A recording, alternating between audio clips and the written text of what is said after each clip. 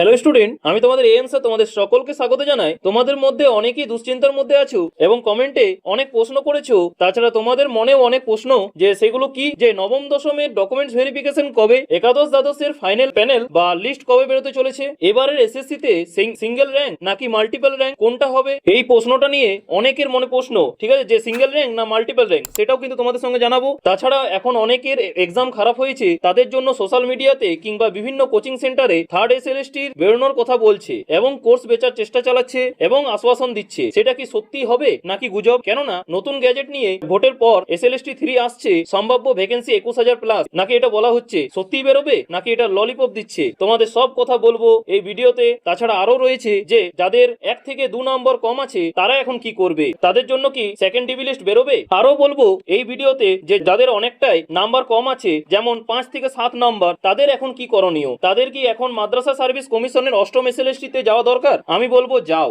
কেন যেতে বলছি, কারণ হচ্ছে এখানেও কিন্তু সাবজেক্ট ওয়াইজ ভ্যাকেন্সি থাকে। প্রায় 6,660টিতে কিন্তু ভ্যাকেন্সি বেরোতে চলেছে পরবর্তীকালে, এবং যখন বেরোবে সেটা তো আমরা জানাবোই। তাই কিন্তু এখানে তোমাদের জন্য একটা সুবর্ণ সুযোগ রয়েছে। এবার তোমাদের মনে এখন অনেকটাই প্রশ্ন, অনেকেরই প্রশ্ন যে এটা কি ভোটের আগে নাকি পরে। তো বলে রাখি, এটা কিন্তু ভোটের আগেই কিন্তু বেরোনোর সম্ভাবনা কিন্তু রয়েছে। তাই যারা এখনো কিন্তু প্রিপারেশন নাওনি এটার জন্য, ঠিক আছে, অবশ্যই কিন্তু প্রিপারেশন নিয়ে রাখো। তাছাড়া আপার প্রাইমারি টেট রিলেটেড এক্সামও কিন্তু হতে চলেছে, চিন্তা করো না, এটাও কিন্তু ভোটের আগে কিন্তু সম্ভাবনা রয়েছে যে তোমাদের বেরোনোর। তাছাড়া সরকারও নিতে চাইবে এবং কাট অফ কত নামবে, এটা কিন্তু তোমাদের মনে এখন অনেকেরই প্রশ্ন যে 1-2 নম্বর সত্যি কাট অফ নামবে নাকি নামবে না, আমরা কি আশা রাখবো। তাই আজকের এই ভিডিওতে আমি তোমাদের এই সব প্রশ্নের উত্তর দিতে চলেছি। তাই যারা চ্যানেলে নতুন তারা অবশ্যই কিন্তু সাবস্ক্রাইব করে রাখো। আমি প্রতিনিয়তই এসএসসি সংক্রান্ত কিছু আপডেট আসা মাত্রই তোমাদেরকে জানিয়ে দিই। আর হ্যাঁ, যাদের এসএলএসটি তে ম্যাথমেটিক্স সাবজেক্টের এক্সাম দিয়েছো তারা বিশেষ করে সাবস্ক্রাইব করে রাখো। পরবর্তীতে মাদ্রাসা সার্ভিস কমিশনের সাজেশন কিন্তু দেওয়া হবে এবং সেটা কিন্তু ফ্রি অফ কস্ট। চলো শুরু করা যাক। প্রথমে বলি যে নবম দশমের ডিবিতে কবে ডাকা হবে। তো বলে রাখি, তোমাদের ফেব্রুয়ারি মাসের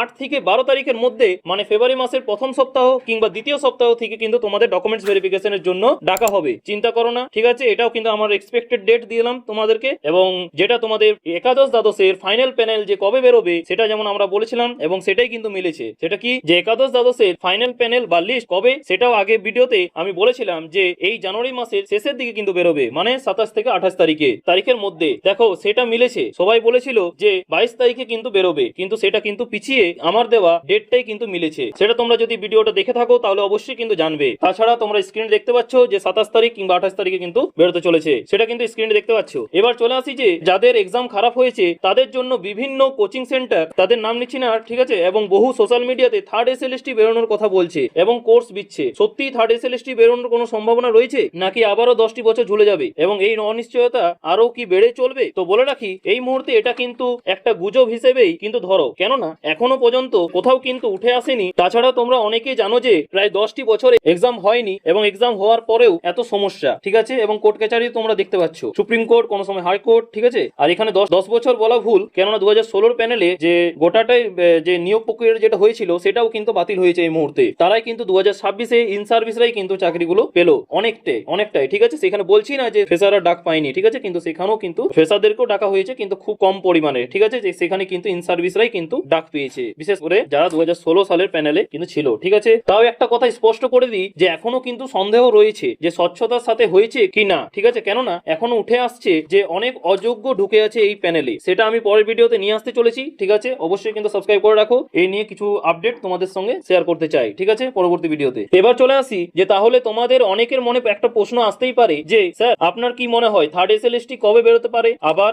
তাহলে বলে রাখি যে 2027-এর মিড দিকে, মানে মধ্য দিকে কিন্তু তোমাদের আবার থার্ড এসএলএসটি কিন্তু বেরোতে চলেছে। চিন্তা করো না, এখন কিন্তু কিছু যদি চেঞ্জ হয়, ঠিক আছে, তাহলে তোমাদের 21,000 প্লাস কিন্তু ভ্যাকেন্সি বেরোবে। তাই তোমরা অনেকে এখন ভেঙে পড়েছো, তাদের উদ্দেশ্যে বলি দিনে 2 ঘন্টা কিন্তু পড়াশোনা চালিয়ে যাও, যাতে পরবর্তীতে কনসেপ্ট এবং কিছু গুরুত্বপূর্ণ পড়া ভুলে না যেও। এখনো কিছু শেষ হয়নি, সামনে মাদ্রাসা সার্ভিস কমিশন কিন্তু আসতে চলেছে, ঠিক আছে, একদম হিউজ ভ্যাকেন্সি কিন্তু 4,660টি, ঠিক আছে, চিন্তার কোনো কারণ নেই, খুব তাড়াতাড়ি আসতে চলেছে সেটা, এবং ভোটের আগেই কিন্তু সেটা বেরোবে। এবার তোমাদের মনে অনেকেরই প্রশ্ন যে স্যার সিঙ্গেল র্যাঙ্ক বেরোবে নাকি মাল্টিপল র্যাঙ্ক বেরোবে। তো বলে রাখি, এখানে কিন্তু হাইকোর্টের নির্দেশ অনুসারে সেটা কিন্তু সিঙ্গেল র্যাঙ্ক বেরোবে কিন্তু এবারে, ঠিক আছে। এবার চলে আসি শেষ কথায়, ঠিক আছে, যারা 1 থেকে 2 নম্বর কম আছে এবং কাট অফ কত নামবে। তো বলে রাখি যে কাট অফ কিন্তু 1 থেকে 2 নম্বর কিন্তু কমবে। আর তোমরা আশা করতেই পারো যে নবম দশম এবং একাদশ দ্বাদশের কাট অফ কমবে 1 থেকে 2 নম্বর। কেন? কারণ হচ্ছে মাদ্রাসা সার্ভিস কমিশনের যদি এত কম ভ্যাকেন্সির মধ্যে যদি সেকেন্ড লিস্ট বেরোতে পারে, মানে সপ্তম এসএ লিস্ট যেটা হয়েছিল, ঠিক আছে, তো তোমাদের কেন বেরোবে না? যারা বলছে যে বেরোবে না, তো তোমাদের উদ্দেশ্যে বলি যে গুজবে কান দেবে না, সেকেন্ড লিস্ট কিন্তু বেরোবে। তাই কাট অফ 1 থেকে 2 নাম্বার কিন্তু কমবে,